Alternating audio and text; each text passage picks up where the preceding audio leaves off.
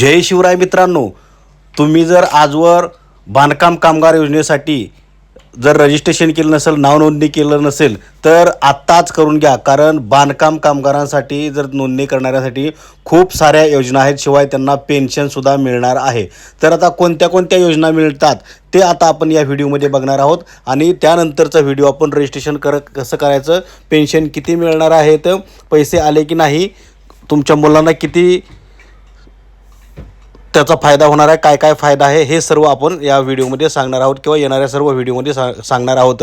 त्यामुळे कृपया तुम्ही आपल्या चॅनलला सबस्क्राईब करा आणि बांधकाम कामगार योजनेमध्ये लाभ घ्या, योजनेचा लाभ घ्या, त्याचं रजिस्ट्रेशन करा, नोंदणी करा. याच्यामध्ये भांडी संच मिळतो, शिवाय इतर योजनासुद्धा भरपूर मिळतात. खूप सारे फायदे आहेत. त्यामुळे या व्हिडिओमध्ये मी तुम्हाला सांगणार आहोत की कोणत्या कोणत्या फायदे मिळतात, कोणत्या कोणत्या योजना मिळतात ते. त्यामुळे पूर्ण व्हिडिओ पहा. चला तर बघा, बांधकाम कामगारासाठी खूप साऱ्या कल्याणकारी योजना आहेत, सामाजिक सुरक्षा योजना आहेत. बघा, पहिल्या विवाहाच्या खर्चाच्या प्रतिपूर्तीसाठी 30,000 रुपये मिळतात. बांधकाम कामगार योजनेचं रजिस्ट्रेशन केल्यानंतर त्याचे फॉर्मसुद्धा या ठिकाणी तुम्हाला मिळू शकतात. त्यानंतर मध्यान्ह भोजन योजना, ही सुद्धा योजना बांधकाम कामगारासाठी आहे, याचा लाभ तुम्ही घेऊ शकता. त्यानंतर बघा, प्रधानमंत्री श्रमयोगी मानधन योजना, ही सुद्धा योजना आहे बांधकाम कामगारांसाठी. प्रधानमंत्री जीवन ज्योती विमा योजना त्यानंतर प्रधानमंत्री सुरक्षा विमा योजना, ही सुद्धा बांधकाम कामगारांसाठी आहे, याचा लाभ तुम्ही घेऊ शकता. त्यानंतर पूर्ण शिक्षण ओळख प्रशिक्षण योजना, पूर्व शिक्षण ओळख प्रशिक्षण योजना, ही सुद्धा योजना आहे बांधकाम कामगारासाठी.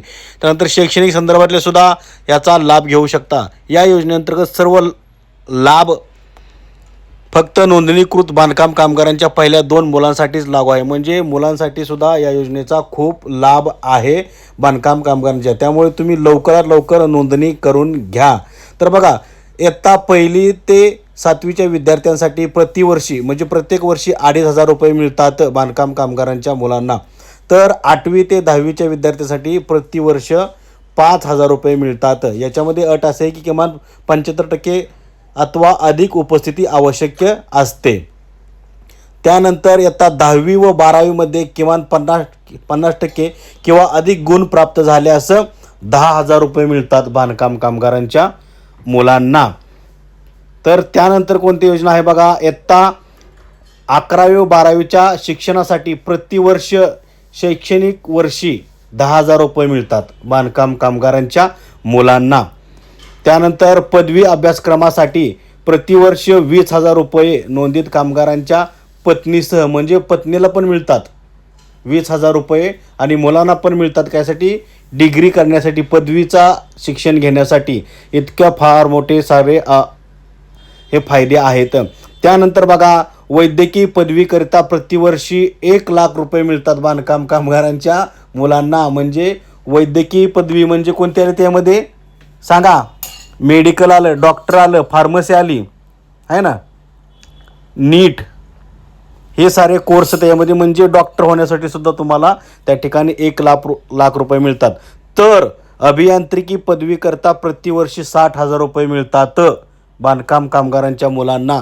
ते पण कोणा पत्नीला पण मिळतात, नोंदणीसहित कामगाराच्या, म्हणजे नोंदित कामगाराच्या पत्नीसह ही योजना लागू आहे. इतका सारा फार मोठा याचा फायदा आहे.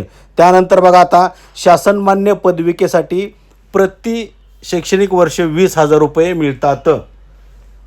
त्यानंतर शासनमान्य पदव्युत्तर पदविकेसाठी प्रति शैक्षणिक वर्ष 25,000 रुपये मिळतात. हे मुलांसाठी आहे, नोंदित बांधकाम कामगारांच्या. तर नोंदित बांधकाम कामगारांच्या 2 मुलांना MSITचे शिक्षण मोफत दिले जाते. त्याशिवाय नैसर्गिक प्रसूती झाल्यानंतर 15,000 रुपये दिले जातात आणि शस्त्रक्रियेद्वारे प्रसूती झाल्यानंतर 20,000 रुपये दिले जातात. त्यानंतर बघा, गंभीर आजाराच्या उपचारार्थ 1,00,000 रुपये लाभार्थी कामगार किंवा त्याच्या कुटुंबियांना मिळतात. 1,00,000 रुपये म्हणजे त्याच्या कुटुंबाला त्याचा फायदा आहे, हा विमा मिळतो त्याच्या कुटुंबाला. बघा, अलग लक्षात तुमच्या. एका मुलीच्या जन्मानंतर कुटुंब नियोजनाची शस्त्रक्रिया केल्यास त्या मुलीच्या नावाने 18 वर्षापर्यंत 1,00,000 रुपये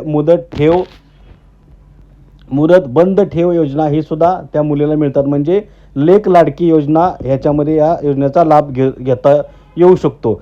त्यानंतर 2 लाख रुपये 75% किंवा कायमचे अपंगत्व आल्यास 2 लाख रुपये मिळतात.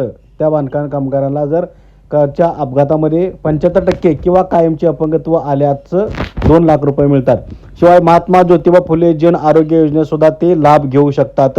आरोग्य तपासणी सुद्धा त्यांची मोफत केली जाते नोंदित बांधकाम कामगारांची.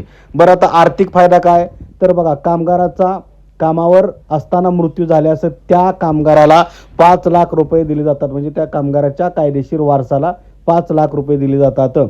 त्यानंतर कामगाराचा नैसर्गिक मृत्यू झाल्यास कायदेशीर वारसाला 2 लाख रुपये दिले जातात. त्यामुळे तर कमीत कमी तुम्ही बांधकाम कामगार योजनेचा लाभ घ्या, त्याचं नोंदणी करा. महत्त्वाचं बघा काय, हे तर विमा मिळतो. मृत्यू झाल्यास कामावर मृत्यू झाल्यास वारसाला 5 लाख रुपये मिळतात आणि नैसर्गिक मृत्यू झाल्यास 2 लाख रुपये मिळतात. तर अटल बांधकाम कामगार आवास योजना शहरी याच्यामध्ये तुम्हाला अर्थसहाय्य म्हणून 2 लाख रुपये दिले जातात शहरातील लोकांसाठी. तर अटल बांधकाम कामगार आवास योजना ग्रामीण याच्यासाठी सुद्धा 2 लाख रुपये दिले जातात घरकुलासाठी, घरासाठी. कामगाराचा मृत्यू झाल्यास अंत्यविधीसाठी 10,000 रुपये दिले जातात. याच्यामध्ये वयाची अट काय आहे, 50 ते 60 या दरम्यान त्या कामगाराचा मृत्यू झाल्यास त्या कामगाराच्या अंत्यविधीसाठी 10,000 रुपये दिले जातात. तर कामगाराचा मृत्यू झाल्यास अथवा त्याच्या विधवा पत्नीस अथवा स्त्री कामगाराच्या विधुर पतीस, म्हणजे पत्नीचा किंवा पतीचा मृत्यू झाला तर त्याच्या पाठीमागे जो कोणी असेल त्याला, पत्नी किंवा पती याला 24,000 रुपये 5 वर्षांसाठी दिले जातात. 24,000 रुपये 5 वर्षासाठी दिले जातात. त्यानंतर गृहकर्जावरील 6 लाखपर्यंतच्या व्याजाची रक्कम किंवा 2 लाख रुपये या योजनेमार्फत दिले जातात. याचे सुद्धा आवश्यक कागदपत्रे कोणते आहेत तर बघा, राष्ट्रीयकृत बँकेचं कर्ज घेतल्याचा पुरावा पाहिजे, कर्ज विम्याची पावती पाहिजे, घर पती पत्नीच्या संयुक्त नावाने नोंदणीकृत असल्यावर असावे, असे सगळे काही कागदपत्र आवश्यक आहेत.